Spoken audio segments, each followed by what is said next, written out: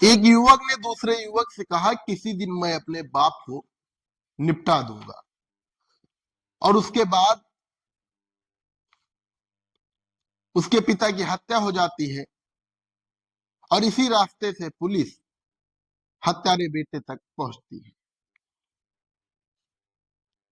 सूरत में साड़ी छपाई का काम करने वाला युवक वहां से प्रयागराज निकला और वहां पर अपने पाप धुले, यानी संगम में स्नान किया और फिर वापस आते समय एक लोहे का हथियार खरीदा और मवेशियों के बीच में सो रहे अपने पिता पर 3 वार किए। तीसरे ही वार में उसके पिता की मृत्यु हो गई। उसके बाद वो वहां से भाग गया।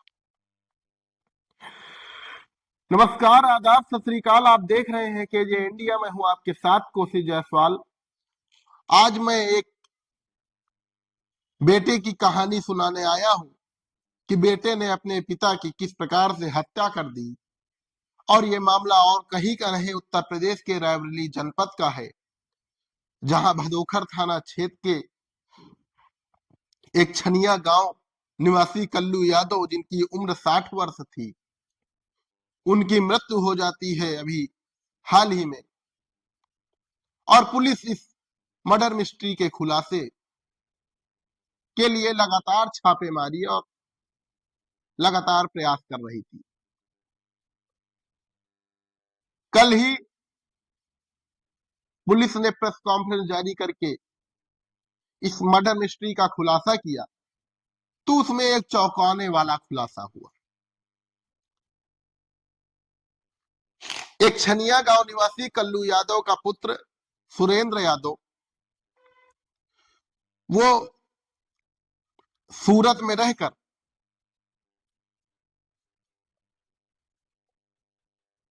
साड़ी छपाई का काम करता था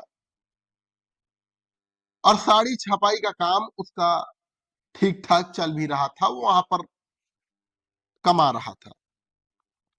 कल्लू यादव 3 भाई थे, जिसमें सभी की मृत्यु हो गई। सुरेंद्र यादव और सुरेंद्र यादव की मां को कल्लू यादव पैसे कम देते थे, जिसकी वजह से सुरेंद्र यादव, जो सूरत में रहकर कमाई करता था, उसको लगा कि मेरे पिता एक चाची की ज्यादा करीब है और पूरा पैसा उन्हें ही दे रहे, जिसकी वजह से सुरेंद्र ने मर्डर मिस्ट्री तैयार की और पूरी योजना बनाई कि आखिर हमको अपने पिता को मौत के घाट कब और कैसे और क्यों उतारना है। कुछ दिन पहले गांव में आकर सुरेंद्र यादव ने कुछ लोगों से कहा था कि किसी दिन मैं अपने पिता को निपटा दूंगा, इन्हीं कारणोंवश कि जो उसको खर्चा नहीं देते हैं, उसकी मां का ख्याल नहीं रखते हैं और चाची से ज्यादा करीबी है। जिस दिन कल्लू यादव की हत्या हुई, उसके उसी वाले दिन वो सूरत से ट्रेन पकड़कर प्रयागराज के लिए निकला, क्योंकि इन दिनों महाकुंभ चल रहा है और प्रयागराज में उसने संगम का स्नान किया।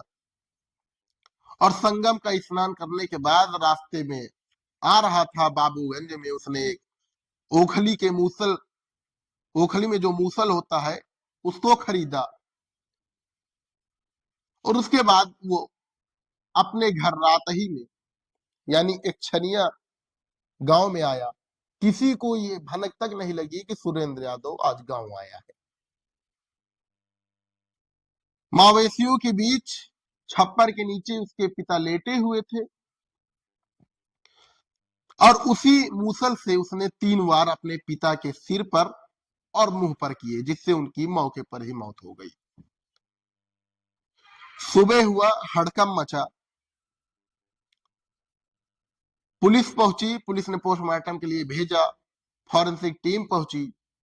उतनी समय कल्लू यादव, जिनकी उम्र 60 वर्ष थी, उनकी जेब में 30,000 रुपए पड़े हुए थे। तो पुलिस समझ गई कि ये लूट का मामला नहीं, चोरी का मामला नहीं, पैसों के लिए किसी ने इनकी हत्या नहीं की। जब आसपास खंगालना शुरू हुआ तो पुलिस को पता चला कि ये पिछले दिनों भी कहकर गया था कि अपने पिता को निपटा दूंगा। और सुरेंद्र यादव पूरी योजना के तहत अपने घर वालों से बता चुका था कि मैं सूरत में ही हूँ, मतलब मैं सूरत में ही हूं, मैं यहाँ नहीं आया हूं, जिससे लगे कि ये तो सूरत में है तो ये कैसे मार सकते हैं। जब इसने पुलिस छानबीन शुरू की और सुरेंद्र यादव को पकड़ा, तो उसने बताया कि हमने किस प्रकार से अपने पिता की हत्या की और क्यों की है। मेरे चाची से इनके करीबी संबंध थे, मुझे ना तो पैसा दे रहे थे, ना ही मेरी माँ को पैसा दे रहे थे, ना ही ख्याल रख रहे थे दोनों लोगों का। इस वजह से हमने क्रोधित होकर अपने पिता की हत्या कर दी। पुलिस जब पुलिस को सूचना मिली कि इसने कहा था कि अपने पिता को निपटा दूंगा, तो पुलिस ने सुरेंद्र यादव यानी कल्लू यादव के बेटे, जो हत्यारा सुरेंद्र यादव है, उसका मोबाइल सर्विलांस पर लगाया और देखा तो पुलिस भी अचंभव में पड़ गई। उसका लोकेशन सूरत नहीं, उसका लोकेशन उन्नाव और लखनऊ दिखा रहा था। वो पहले लखनऊ की तरफ भागा, फिर उन्नाव की तरफ भागा और उन्नाव में जाकर उसे पुलिस ने पकड़ लिया। जिस तरीके से पूरी मर्डर मिस्ट्री का पुलिस ने खुलासा कर दिया। संगम में पाप धुले सुरेंद्र यादव ने और उसके बाद अपने पिता की हत्या कर दी।